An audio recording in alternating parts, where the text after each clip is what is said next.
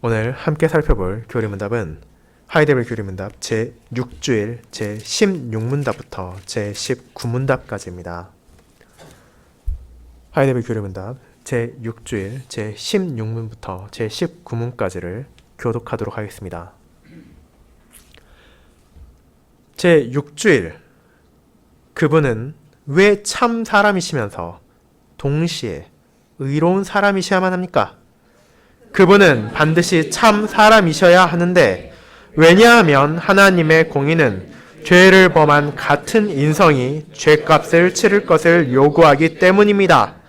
그분은 반드시 의로운 사람이셔야 하는데, 왜냐하면 그 자신이 죄인인 사람은 다른 사람을 위해서 죄값을 치를 수 없기 때문입니다.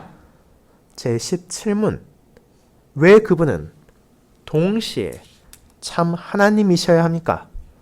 그분은 참 하나님이셔야만 하는데, 이는 그분의 신성의 능력으로 하나님의 진노의 짐을 그분의 인성에 짊어지시기 위해서, 그리고 의와 생명을 우리를 위하여 얻으시고 우리에게 회복시키시기 위해서입니다. 제18문, 그러나 누가 참 하나님이시면서 동시에 의로운 참 사람인 그 중보자이십니까? 우리 주 예수 그리스도이십니다. 하나님께서 그분을 우리의 지혜와 의와 거룩과 구속이 되게 하셨습니다. 제19문, 당신은 이 사실을 어디에서 알 수 있습니까? 거룩한 복음에서입니다. 하나님께서는 친히 이 복음을 에덴 동산에서 먼저 계시하셨습니다.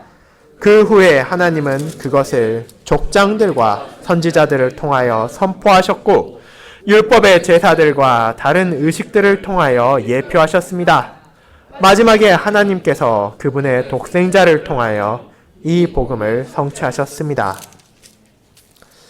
말씀 묵상 후에는 그리스도의 참 사람 되심과 참 하나님 되심을 지킨 니케아 신경을 함께 낭독함으로 신앙 고백을 한 후 찬송 21장 5절, 6절, 7A절, 7B절을 함께 부르도록 하겠습니다.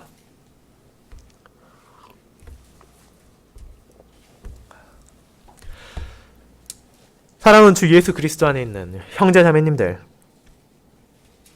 우리가 뉴스를 보거나 혹은 뉴스를 들을 때, 혹은 우리가 신문을 읽게 될 때 가끔씩 보게 되는 특정한 직분을 가진 사람들이 있습니다.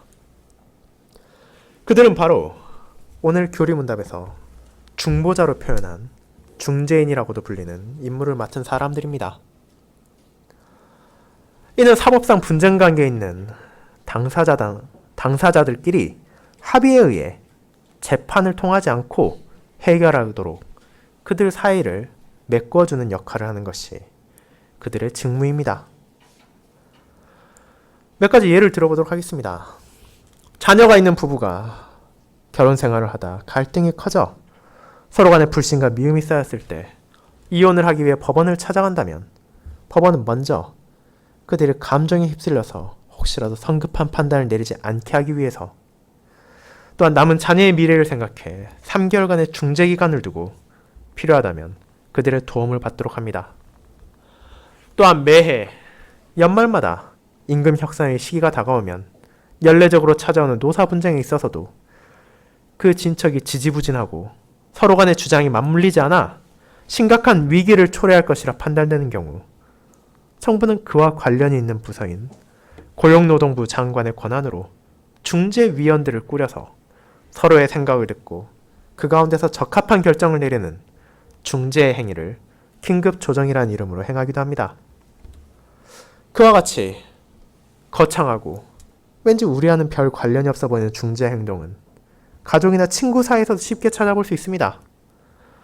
두 사람이 특정한 문제로 싸워 대화를 나누지 않고 분위기가 좋지 않을 때, 그들 두 명 모두 알고 있는 사람이 각자의 이야기를 들어주고 그들의 어려움을 파악해 관계를 회복시키려는 행동을 한다면, 그것이 바로 중재 행위이며 그들 사이에 있어서 중보자가 되는 것이기 때문입니다.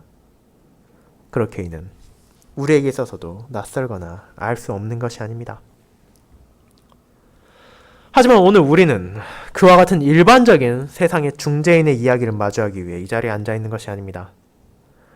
하나님께서 자신의 복음을 통해 언약 백성들에게 진실된 위로로 보여주는 것은 세상에 연약하고 부족한 중재인, 때로는 실수를 할 수도 있으며 관계를 더욱 악화시킬 수도 있는 사람이 아닌 우리를 위한 참된 중보자이십니다. 이 중보자께서는 참 사람이시며 참 하나님이십니다. 그리고 그분의 중보 사역은 사람들 입에서 감탄사가 끊이지 않으며 눈을 번쩍 띄울 만큼 현란한 기교와 언변을 사용한 멋진 해결책이 아닌 우리의 눈에서 눈물을 흘리게 하며 우리의 마음을 슬픔과 겸손으로 가득 채우는 자기 희생적인 삶이었습니다. 우리의 유일하신 중보자이신 예수 그리스도께서는 만왕의 왕이시며 세상의 그 어떤 사람과 피조물보다도 영광스러우시며 존귀하신 분이시지만 어리석고 연약하여 제각각 죄의 길로 빠져드는 자신의 백성을 건지시기 위해 이 땅에 공의로우신 아버지의 죄에 대한 진노의 심판을 받아들이기 위해 오셨습니다. 그렇게 그분은 세상에 그 어디에서도 찾아볼 수 없는 의로우신 참 사람이시며 동시에 참 하나님이셨습니다. 이와 같은 조건 중 단 하나라도 빠진다면 인간의 불순종과 배도에 대한 아버지의 의로운 심판에서 우리를 건지실 수 없기에 중보자의 자격을 온전히 갖추시고 이 땅에 오신 것입니다. 그리고 이와 같이 우리를 건지시게 오신 유일하신 중보자이시며 구원자에 대해 하이데벨 교리문답 제6주일은 다루고 있습니다. 이를 통해 우리가 함께 알아가고 고백하는 우리의 중보자와 구원자에 대한 진리를 저는 의로우신 참 사람이시며 참 하나님이신 예수 그리스도라는 제목으로 설교하고자 합니다. 그리고 이를 다음에 두 부분으로 나누어서 알아보도록 하겠습니다. 첫 번째, 의로우신 참 사람이신 예수 그리스도. 두 번째, 참 하나님이신 예수 그리스도가 바로 그것입니다. 먼저 의로우신 참 사람이신 예수 그리스도에 대해 알아보겠습니다. 형제자매 여러분, 오늘 살펴볼 중보자의 조건과 그분께서 왜 오셔야 했는지를 알기 위해 잠시 지난 교리문답들의 흐름을 살펴보도록 하겠습니다. 신자의 살아서나 죽어서나 유일한 위로를 고백한 교리문답은 그렇다면 그 위로의 기쁨 가운데 살고 죽기 위해 알아야 하는 것을 고백하게 합니다. 그리고 교리문답의 2주일부터 4주일까지는 그중 가장 첫 번째가 우리의 죄와 비참이라는 것을 깨닫게 합니다. 하나님의 율법, 그분의 거룩한 말씀을 통해 우리는 하나님의 뜻에 온전히 순종하지 못할 뿐 아니라 순종하지 않는다는 것을 우리는 알게 됩니다. 이제 그와 같은 상황에서 사람은 죄에 대한 탈출구를 찾으려 했습니다. 가장 먼저 생각하게 되는 것은 사람이 본성적으로 하나님과 이웃을 미워한다면 그것은 하나님께서 인간을 잘못 창조하신 것이 아니냐는 질문이었습니다. 만약 그분께서 사람을 악하고 삐뚤어지게 창조하셨다면 우리들의 죄에 대한 책임은 인간을 온전하게 창조하지 않으신 하나님께 있는 것이지 우리들에게 있는 것이 아닐 것이기 때문입니다. 하지만 하나님의 말씀을 통해 우리가 마주하는 진실은 그와 정반대였습니다. 하나님께서는 인간을 그분의 형상과 그분의 모양대로 창조하셨습니다. 그렇게 사람은 부족함이 아니라 온전함과 거룩함 가운데 창조되었으며 그들은 하나님을 바르게 알고 그분께서 주신 은혜에 감사하며 하나님을 사랑하고 영광과 기쁨을 누리며 살 수 있었습니다.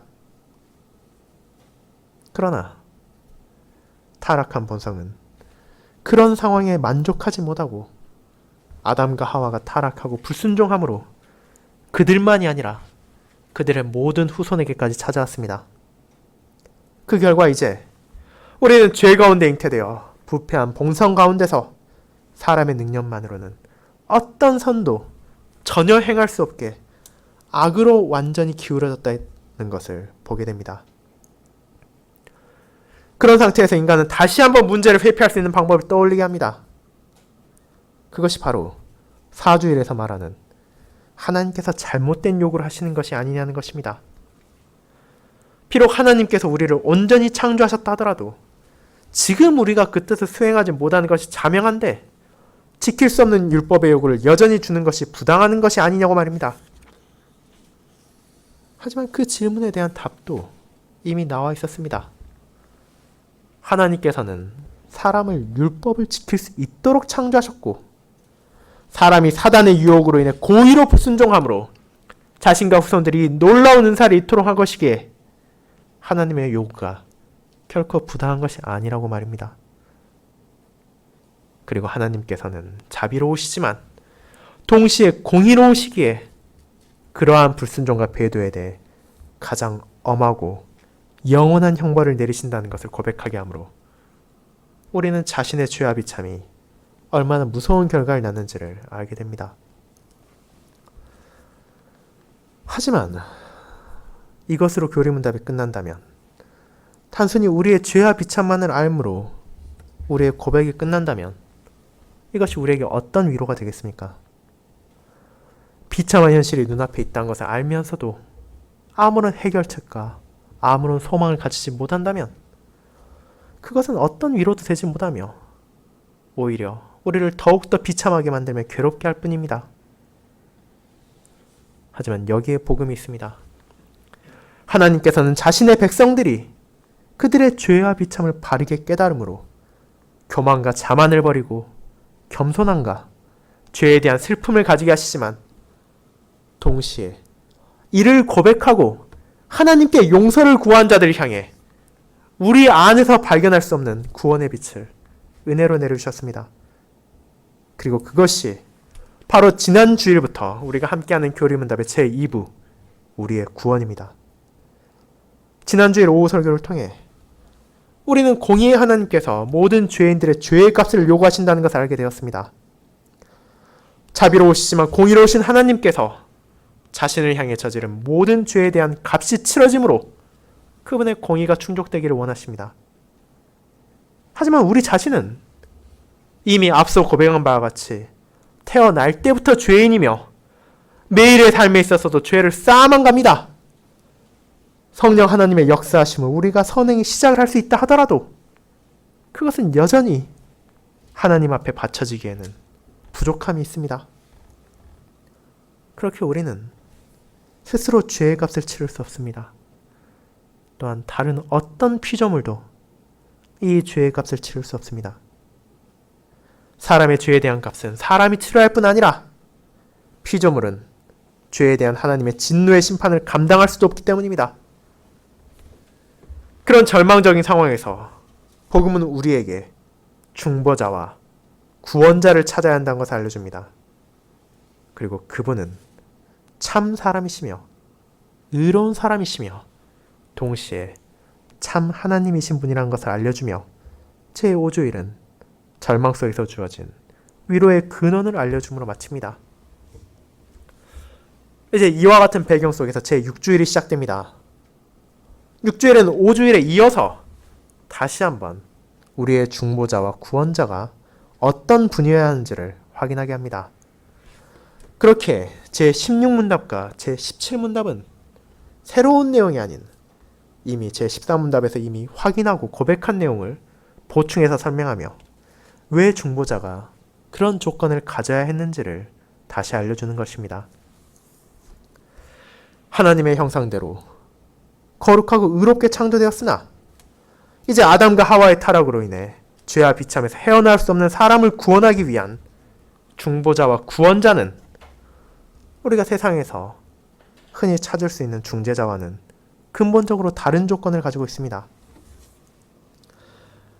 앞서 말했듯이 노사 간에 문제가 생기거나 부부 간에 어려움이 있을 때 혹은 친구 간의 갈등이 커져갈 때 우리가 찾을 수 있는 수많은 중재자들이 있습니다.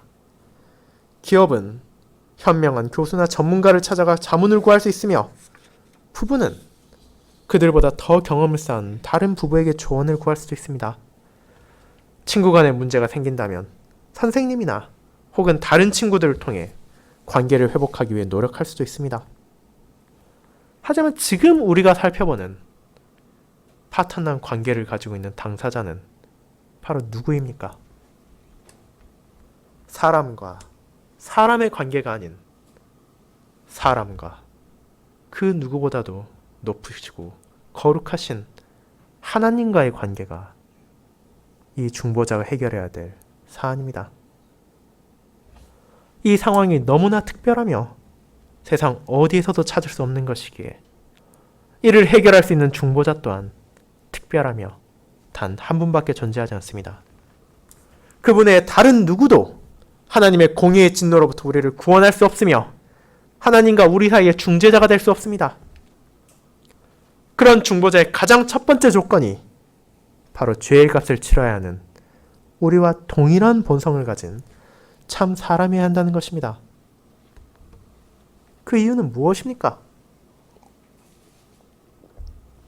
이는 하나님의 공의와 관련이 있습니다. 하나님께서는 죄를 미워하실 뿐만 아니라 그 죄에 대한 값을 다른 피조물을 형벌함으로 치르도록 하지 않으십니다.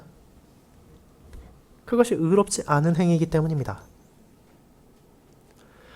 물론 이를 들을 때 우리는 금방 구약의 희생제사를 떠올릴 수도 있습니다.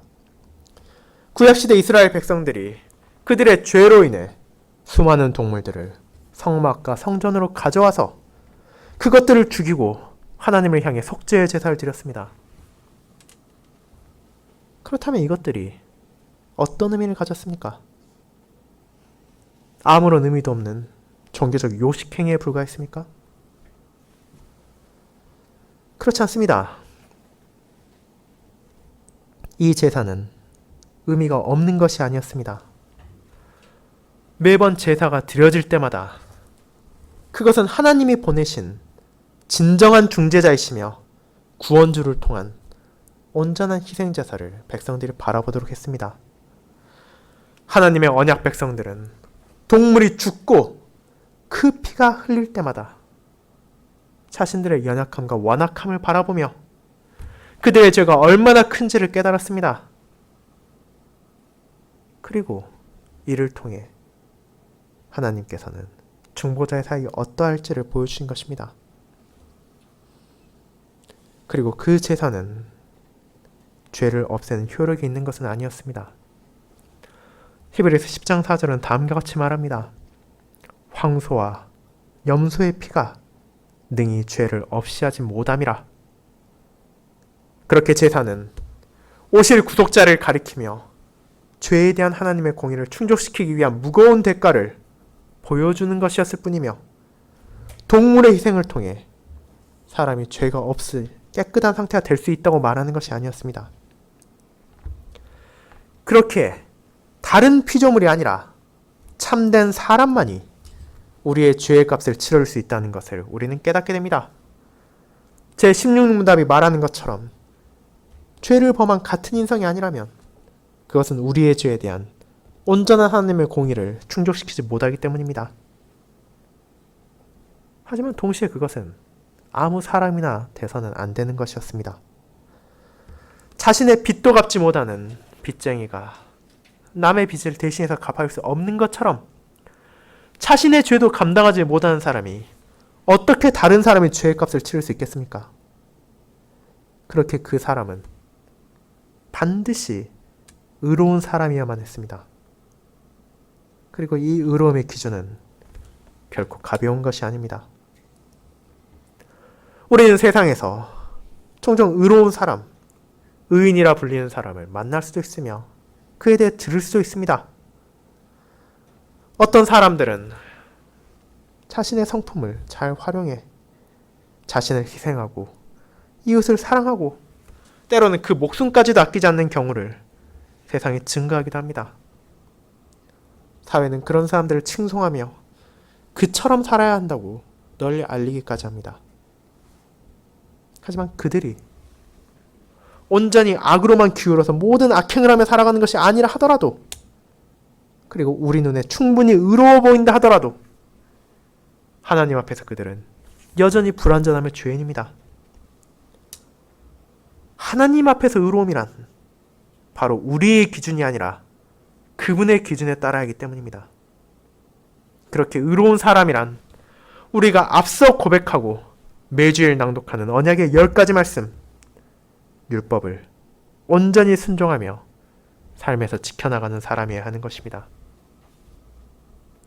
그 삶 가운데 단 하나라도 부족함이 있다면 그것은 하나님을 향한 죄를 지은 것이기에 이미 그분의 진노 앞에 자유롭지 못하며 결코 자신을 의롭다 높일 수 없습니다.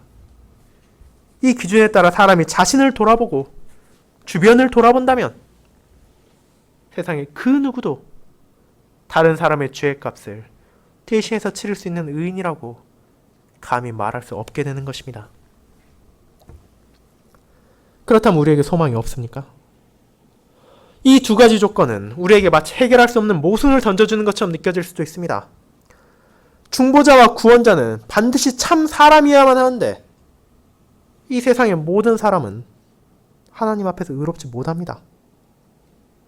그렇다면 우리가 대체 어디에서 그런 사람을 찾을 수 있겠습니까? 하지만 여기에 단 하나의 예외이신 분이 계십니다.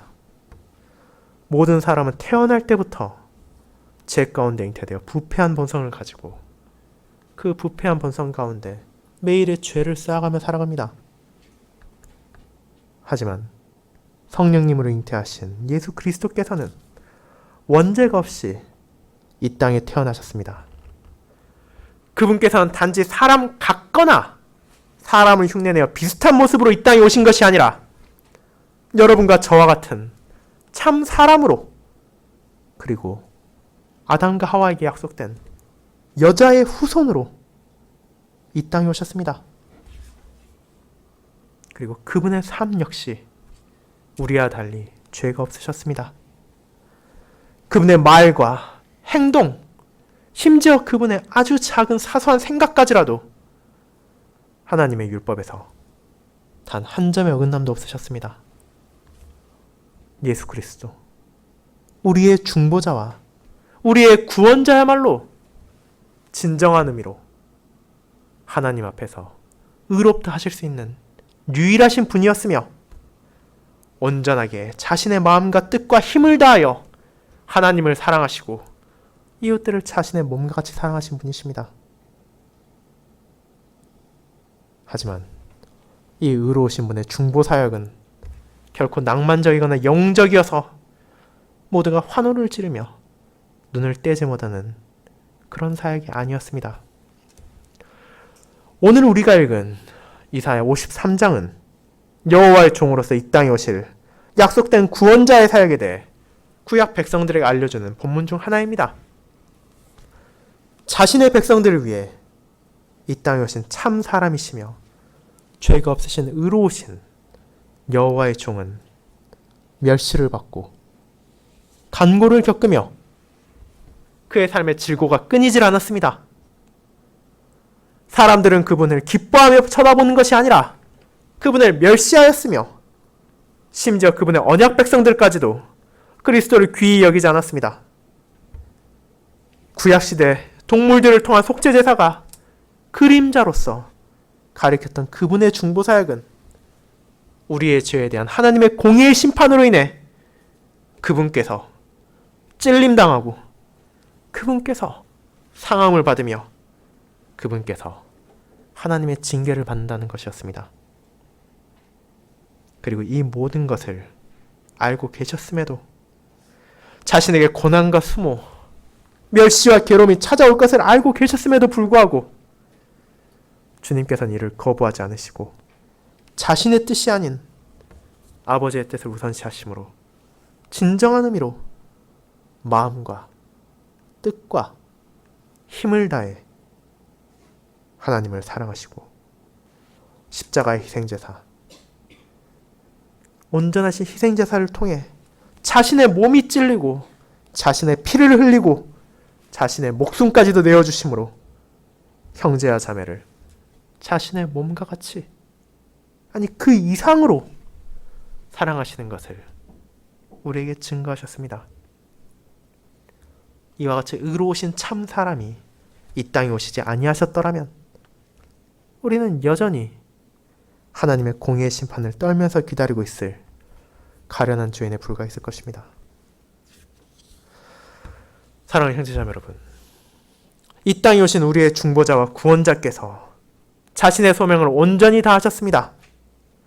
그분께서 비천한 사람의 본성을 입으심으로 자신을 낮추시고 세상에서 멸시와 치욕을 당하시며 심지어 십자가에서 가장 고통스러우시며 수치스러운 죽음을 당하신 이유가 무엇인지를 다시 떠올려 보시기 바랍니다.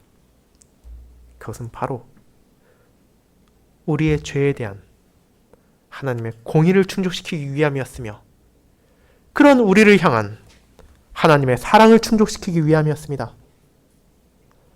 온전하신 아버지의 공의, 조금의 빈틈도 없으며 누구도 빠져나갈 수 없는 그분의 공의가 우리를 향해 죄의 대가를 요구했습니다.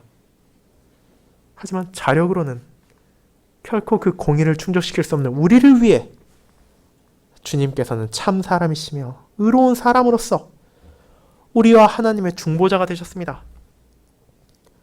아버지의 공의를 따라 몸과 영혼의 가장 엄하고 영원한 형벌을 죄에 대한 하나님의 진노의 잔을 받아들이심으로 심판받으심으로 아버지의 공의를 충족시키셨으며 우리의 자리에서 우리를 대신해 죄에 대한 값을 치르심으로 어떤 사람이나 피조물도 치를 수 없는 죄의 대가를 치르셨습니다. 그렇기에 우리는 그분만을 중보자와 구원자로 받아들이며 그분께만 소망을 둬야 합니다. 우리가 찾아야 할 중보자와 구원자, 하나님과 우리의 관계를 회복시켜 주시는 분은 세상의 다른 누구도 아니며 교황이나 성인도 아닌 단 한 분, 의로우신 참 사람이신 예수 그리스도이십니다. 이를 아는 것이 우리의 위로이며 그분을 통해 주어진 하나님의 은혜를 의지하며 살아가는 것이 바로 위로 가운데 살아가는 신자의 삶입니다. 두 번째인 참 하나님이신 예수 그리스도에 대해 알아보겠습니다.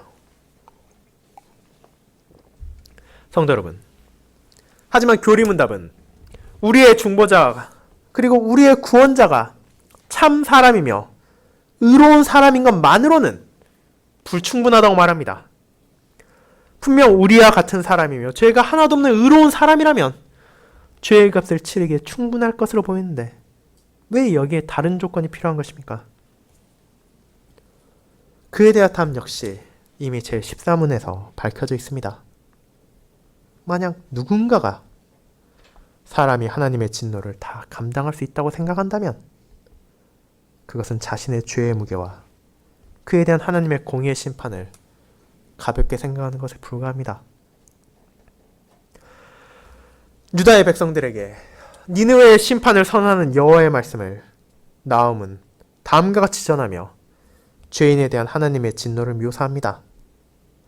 누가 능히 그의 분노 앞에 서며 누가 능히 그의 진노를 감당하랴? 그의 진노가 불처럼 쏟아지니 그로 말미암아 바위들이 깨지는도다. 나훔 1장 6절입니다. 또한 우리가 설교에 앞서 부른 시편 130편 역시 이와 같은 하나님의 진노를 묘사합니다. 여호와여, 주께서 죄악을 지켜보실진대 주여 누가 서리이까? 이러한 하나님의 말씀들은 죄에 대한 하나님의 진노가 얼마나 두렵고 강렬한 것인지를 알려줍니다. 제 아무리 의인이라 하더라도 그가 사람인 이상 나약하기에 하나님의 저주와 심판을 단 한순간도 감당할 수 없다는 것이 자명합니다. 죄는 그 속성상 아무리 사소한 것이라 하더라도 지극히 높으신 하나님을 대항하여 저질러진 것이야 하나님의 분노를 자아내는 것일진데 하물며 하나님의 모든 백성들의 죄의 값을 치르는 것이 사람에게 어떻게 가능하겠습니까? 그렇게 아무리 의로운 사람이라 하더라도 하나님의 공의로운 분노의 심판을 결코 감당할 수 없습니다. 그 결과 제16문답을 통해 하나의 모순을 돌파한 신자들은 또 다른 모순을 마주하게 됩니다. 중보자와 구원자가 참 사람이어서 의로운 사람이어야 하지만 동시에 어떤 사람도 하나님의 진노를 온전히 감당할 수 없다는 것을 말입니다. 그렇게 교리문답은 이 중보자가 동시에 참 하나님이셔야 한다는 것을 말려줍니다. 바로 신성의 능력을 가지신 분인 참 하나님만이 하나님의 진노의 짐을 인성에 짊어질 수 있기 때문입니다. 그리고 공의의 심판을 내리시는 것이 하나님이신 것처럼 죄의 값을 온전히 치르시고 의와 생명을 우리에게 주실 수 있는 분도 하나님뿐이십니다. 그렇기에 우리의 구원자는 의로우신 참 사람이시며 동시에 참 하나님이셔야만 했습니다. 이와 같은 조건을 충족시키신 우리의 중보자는 단 한 분밖에 존재하지 않습니다. 어떤 사람도 해결할 수 없는 모순을 해결하시고 이 땅에 오신 의로우신 참 하나님이시며 참 사람이신 우리의 주님이신 예수 그리스도뿐입니다. 그분께서는 하나님의 독생자이시며 동시에 하나님이십니다. 그러나 바울이 빌립보서에서 기록한 것처럼 근본 하나님의 본체시나 자기를 비우사 종의 형태를 기꺼이 가지시고 참 하나님이시면서 동시에 참 사람으로 이 땅에 오셨습니다. 사람이 하나님이 될 수 없으나 하나님께서 직접 하나님이시면서 동시에 사람의 본성을 취하심으로 중보자와 구원자의 난제를 해결하시고 자신의 백성들을 향한 한없는 사랑을 드러내신 것입니다. 그리고 주님께서 사람과 같은 혹은 사람처럼 이 땅에 오신 것이 아니라 참 사람으로 오신 것처럼 그분께서는 동시에 참 하나님, 하나님보다 낮은 존재나 반인 반신과 같은 존재가 아닌 온전하신 하나님이시며 온전하신 인간으로서 이 땅에 오심으로 세상에 그 누구도 할 수 없는 죄로부터의 구원이라는 은혜를 자신의 백성들에게 베풀어 주셨습니다. 하지만 그 은혜를 주시기 위해 주님께서 자신을 얼마나 낮추셨는지를 우리는 기억해야 합니다. 앞서 우리가 고백한 것처럼 참 하나님이시며 모든 영광을 받기 합당하신 주님께서 죽기까지 아버지의 뜻에 복종하심으로 십자가에서 죽으셨습니다. 그분께서는 어떤 죄도 없으셨음에도 불구하고 세상의 모든 죄를 자신이 짊어지셨습니다. 이사야에서 예언되고 약속된 것과 같이 그분께서는 일생에 걸쳐 단 한마디의 거짓말도 하지 않으셨으나 거짓된 모함을 받아 재판장에서 유죄 판결을 받으셨고 십자가에 하나님의 공의의 심판을 통해 고통스러워서 외치실 때조차 이를 바라보는 어리석은 백성들은 그분을 조롱하며 봐라, 저 사람이 징벌을 받아 하나님께 맞으며 하나님께 고난을 당한다고 생각하며 그분을 비웃었습니다. 그리고 오늘날까지도 많은 사람들은 주님의 희생제사의 의미를 바르게 이해하지 못하고 그분을 모욕하는 것을 멈추지 않고 있습니다. 그러나 세상의 죄인들이 주님의 죽음에서 주어진 은혜에서 눈을 돌리고 마귀가 신자들을 공격한다 하더라도 그것이 예수 그리스도, 우리의 중보자이시며 우리의 구원자이신 분의 이 중보사역의 공로를 막거나 없앨 수는 없었습니다. 그분께서 하나님의 심판의 징계를 당하심으로 이제 우리는 평화를 누릴 수 있게 되었으며 그분께서 고난을 당하심으로 이제 우리는 고난 가운데서도 아버지께서 항상 함께 하신다는 확신을 가질 수 있게 되었습니다. 그리고 마침내 그분께서 자신의 모든 백성들의 죄악을 친히 담당하셨을 뿐 아니라 이제 자신이 보이는 율법의 온전한 순종을 얻은 의로움을 그 백성들에게 전가시켜 주심으로 많은 사람들을 의롭게 하셨으며 자신의 죽으심을 통해 우리에게 생명을 주셨습니다. 그리고 이것이 우리에게 주어진 진정한 위로입니다. 유일하신 중보자와 유일하신 구원자께서 자신의 순종과 고난, 희생과 사랑으로 우리의 지혜와 우리의 의와 우리의 거룩과 우리의 구속이 되어 주셨습니다. 이제 하나님 앞에 살아가는 모든 신자들은 살아서나 죽어서나 그 변하지 않는 위로가 유일하신 중보자를 통해 주어진 구원이라는 것을 알게 되었습니다. 그리고 이와 같은 구원의 진리를 우리는 거룩한 복음을 통해 깨닫게 되었습니다. 세상에 그 어디에서도 찾을 수 없으며 그 어디에서도 들을 수 없는 복된 소식, 죄와 비참에서의 구원의 약속을 하나님께서는 자신의 말씀을 통해 우리에게 알려주셨으며 그분의 은혜를 통해 우리가 이를 믿고 깨닫도록 하셨습니다.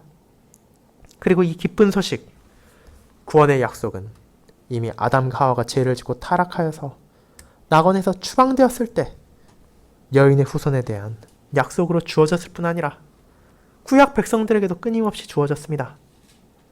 하나님의 말씀에 신실했던 아브라함을 비롯한 족장들은 그들의 자녀들에게 하나님의 은혜와 그분께서 주신 언약을 가르치고 전했으며 이스라엘 백성들이 하나님의 은혜로 종되었던 애굽에서 탈출해 모세와 여호수아의 인도를 받아 가나안 땅에 도착한 후에도 선지자들을 통해 전파되었습니다.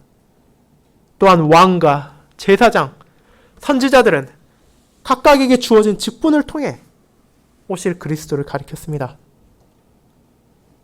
그리고 성전과 성막에서 시행된 제사들은 그것이 백성들의 마음을 바꾸진 못했지만 오실 중보자가 그의 피와 그의 목숨으로 드리는 제사를 통해 하나님 앞에서 진정한 속죄 사역을 이루실 것을 그림자로서 보여주므로 하나님의 백성들이 약속된 중보자와 약속된 구원자를 계속해서 바라보도록 했습니다.